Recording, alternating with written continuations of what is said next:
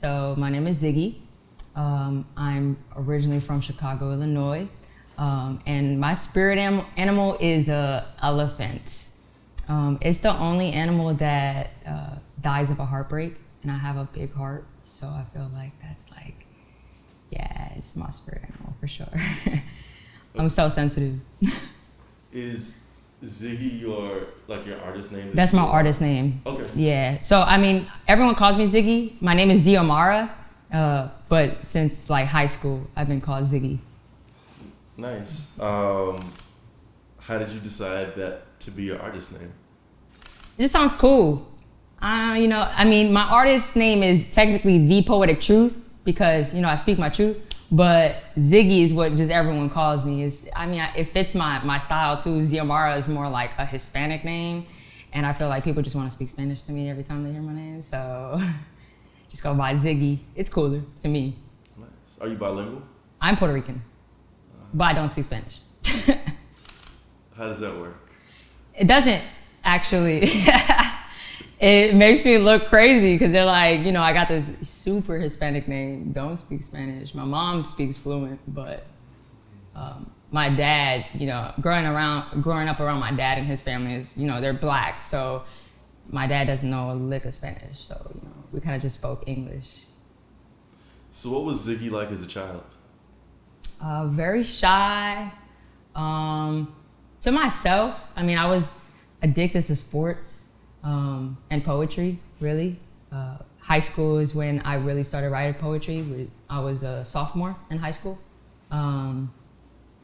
That's where poetry really came in. I was bullied in high school, so it really pushed me to start writing more. As a kid, I was very shy and like in my own bubble, and then being bullied, it kept me more in a bubble, so writing just like pushed that onto me and just a way for me to get everything out.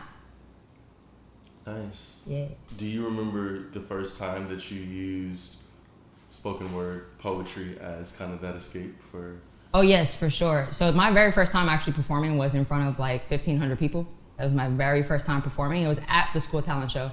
And I knew that what I wrote had to be something that everyone can hear me out because I was so closed in. And in that, I knew the people that were bullying me were gonna be there. So it's like, yeah, I really had to say something that like they're gonna feel, and how they're treating me and what is coming out of me is authentic, and I could just express that in front of all these people. So it's on YouTube. Yeah, it's on YouTube. And why did you even choose poetry as the mechanism to like open yourself up to the world? I always used to watch poetry on like YouTube, and I just thought it was cool to like rhyme. So I started looking into like the thesaurus, and I just started like looking at words that just sound better than just a regular word. And then I started using words that will rhyme with whatever word I found. So I would write a whole list of rhyming words, and then just like whatever I feel, use those words, and it was just my best way. I literally felt like I was like releasing pain, like releasing anything that was on my mind or that was holding on like a weight.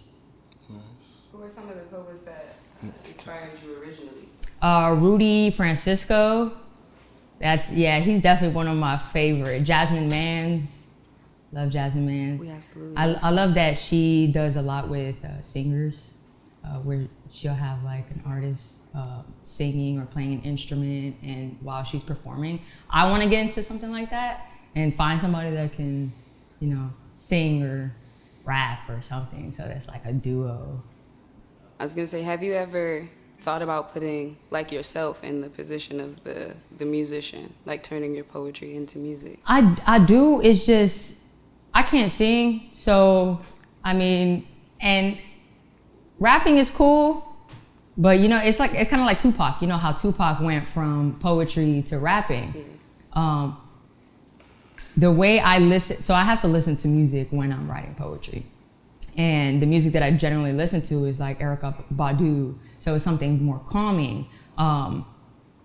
When I try and like write to a beat, it throws me off. It completely throws me off. So I need something that's like a guitar, a piano, something that is more mellow. Yeah. But I would love to get into it. I want to even start a band. Like, I think that would be so awesome because I have the words for it. I could write a song. So. But not the singing part. No, definitely not the singing part. I'm so like, I'm so bad. So mad that you can't sing? I am mad that I can't sing because I feel like I would be like I got it all. Like, I could sing. I got the rhymes. On your Erykah Badu feel. Yeah. What are some other artists you listen to while you are writing? India Arie. Maybe sometimes just instrumentals. Is music the only thing that inspires you to write? Oh no, it's really my life. I was gonna say, where else would the inspiration no, for sure, my life. Whatever I go through, that's mainly the best times that I do write. So when I'm like just going through, whether it's a depression or if I'm going through something, like I have a poem called Krispy Kreme because I went to Krispy Kreme and this guy like, completely offended me and I wrote a poem about it. And it just like, those are the reasons why I write. Just want to just get the weight off my shoulders. Like, there's so much piled in and I'm like, okay, I have to write. I have to get this out my chest. And like, I just feel so much better. What does that process and like timeline look like for the release? Or do you put a time on it? The most I'll take is 2 days to write a poem.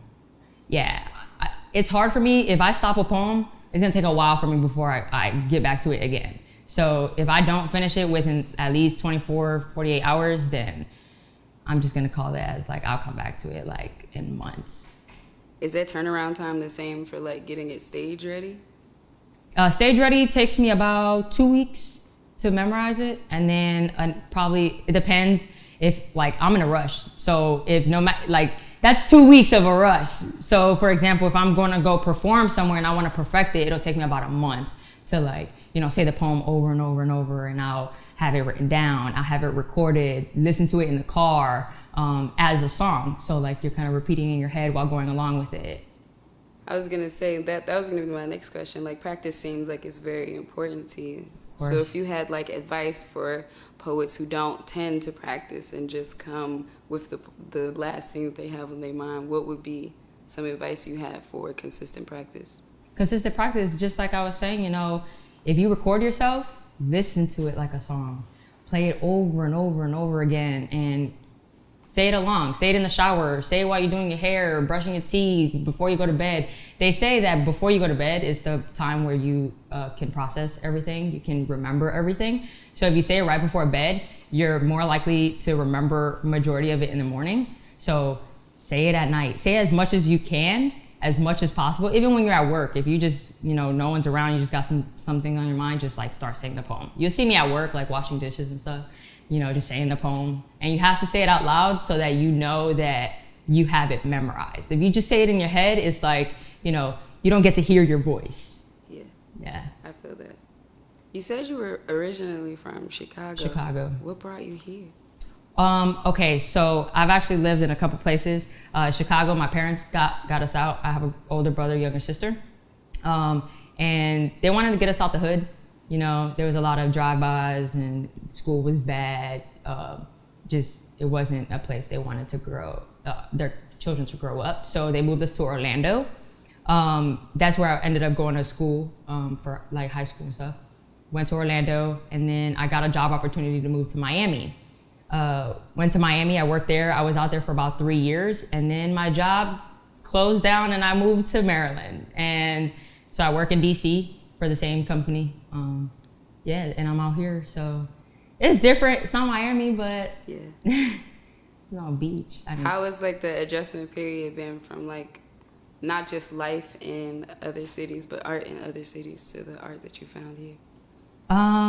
Well, it's definitely grown from the time like I first started writing poetry. So for example, Orlando, there's a lot of artists that are like not even known. Like you wouldn't, like amazing artists. When I tell you they could sing, they have the voice, they could rap, they could play instruments. It's like they're hidden. Like Orlando is like, no one knows. Like they're like, oh, Disney, it's Orlando.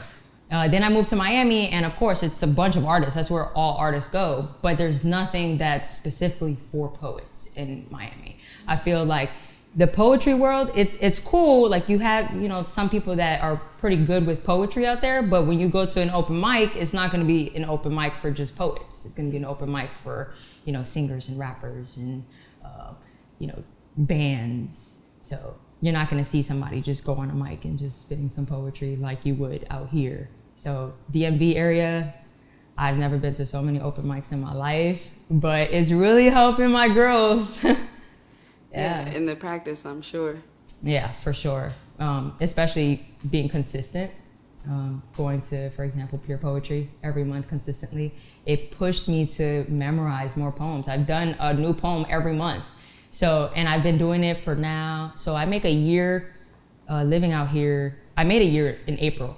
So, congrats. Yeah. And my first time at Pure was in August. So that's how many months now? Doing a new poem every month. Yeah, it's pushing me. When I lived in Miami, I didn't have that push because there wasn't consistent events. It's just like Art Basel, then there's this, and then there's that, and there's a party, and there's stay up till 6 in the morning. Whoa. What do you feel like it's necessarily pushing you to do, or to be, or achieve? An author. Oh, yeah. Let's go. Yeah, I've collected at least like 50 poems that I've written, and I think that it's about that time I release something. Yeah. Let's go. What are your ideas for releasing poetry? Because there are a lot of like books and CDs and ways to put poetry out to people. So what are like your personal thoughts on what you want to do with that? Honestly, I want my book to be for example, I modeled for Urban Outfitters, and I want my book to be in Urban Outfitters because I feel like my style goes with my poetry. People will, they'll see it, they'll see me. They've seen pictures. You could go on Urban Outfitters, still see a picture of me. But it's like to have not just a model, but they're an artist. So I want something that's like really about me and not just what I look like. Very true. Yeah. That is really cool. One piece of advice for artists coming up after you. The truth shall set you free. That is one of the main things that, growing up, which is why I'm the Poetic Truth. Write your truth. Don't sugarcoat anything. Don't hide anything. Be as vulnerable as possible. Just really write how you feel and allow it to release out of your system. Don't hold it in. Don't brush it under a rug. Always speak your truth. Yeah. Has that gotten easier for you over your journey? For sure. My very first poem I wrote was literally like the truth. It was to the bullies. Yeah. It was to you, like. Yeah. And that was 10 years ago. Yeah, that was 10 years ago. Performing poetry for 10 years. 10 years. And I've also completed 10 composition notebooks, which I have my 10th tattoo is a composition notebook. Yeah. I'm Ziggy, and this is Elevate. Cool.